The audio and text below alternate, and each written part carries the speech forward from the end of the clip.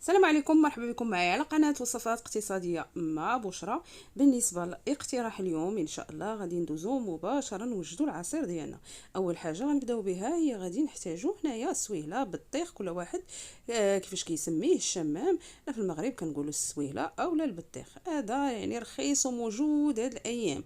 هنا راه خديتهم انايا الحبه الصغيره بدرهم والحبه الكبيره بجوج دراهم، موجود ورخيص بزاف، والعصير ديالو كيجي بنين بزاف. ممكن تاكلوه هكا كديسير كفاكهه ديسير عادي، وممكن توجدوا به العصير. هنايا كناخذوا الحبه ديالنا ديال السويله ولا البطيخ، وكنحاولوا نغسلوها مزيان، وغادي نمسحوها وندوزو نقشروها. كنحيدو ديك القشره الخضراء حتى غادي تبقى لينا غير ديك الطبقه الليمونيه، يعني الطبقه البرتقاليه. من بعد غادي ندوزو باش نقطعوها ونزيدو نضيفو ليها المكونات باش نوجدو العصير ديالنا.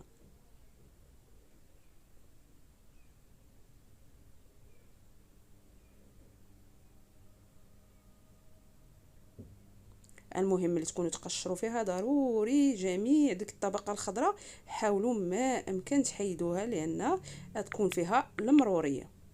صافي دابا ملي غادي نقشرها غادي ندوز مباشره غادي نقطعها على جوج، وندوزو نحيدو ديك الزريعه اللي كتكون في الوسط. يعني كنحيدو الزريعه اللي كتكون في الوسط كي كتشوفوا معايا، وغادي ندوزو باش نديروها في الكاس ديال العصاره وندوزو نوجدو العصير ديالنا.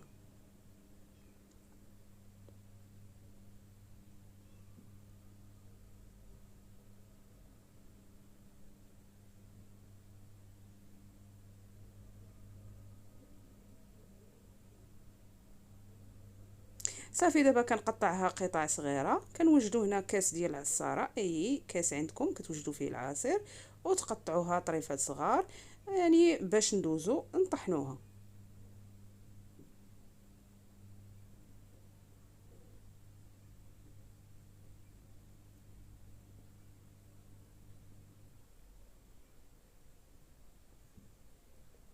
بالنسبه للمكونات اللي غادي نضيفوا ليها، هنايا غادي نضيف لهاد البطيخه صغيره، نضيف لها كاس ديال العنبه ديال العصير ديال البرتقال، وغادي نضيف السكر. غادي نضيف ياغورت بالفاني، ياغورت كريمي من الاحسن، وغادي نضيفوا السكر حسب الذوق.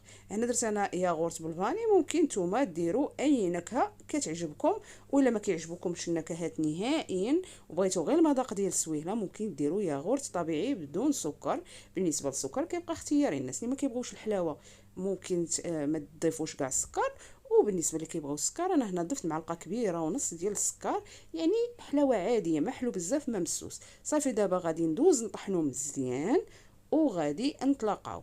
بالنسبه للختوريه ديالو نتوما كتحكموا فيها، الا جاكم انا هنا بغيتو خاتر، الا بغيتو نتوما مطلوق ممكن تضيفوا ليه عصير ليمون وممكن تضيفوا ليه الماء على حسب الرغبه ديالكم. المهم انا غادي نقدمو خاتر، كيجي خاتر بنين بزاف مع داك الياغورت اللي فيه. انا متاكده غادي يعجبكم، يعني عصير كيتوجد في 3 ديال الدقائق 4 ديال الدقائق.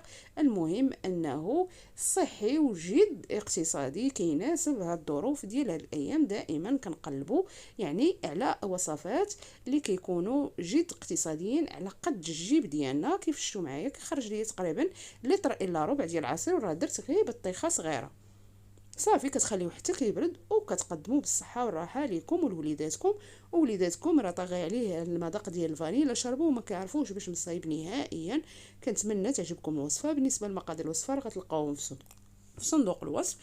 وما تنساوش لا عجبتكم الوصفات بارطاجيوها مع الاهل والاحباب باش تعم الفائده. كنشكركم بزاف على المتابعه، وبسلام عليكم.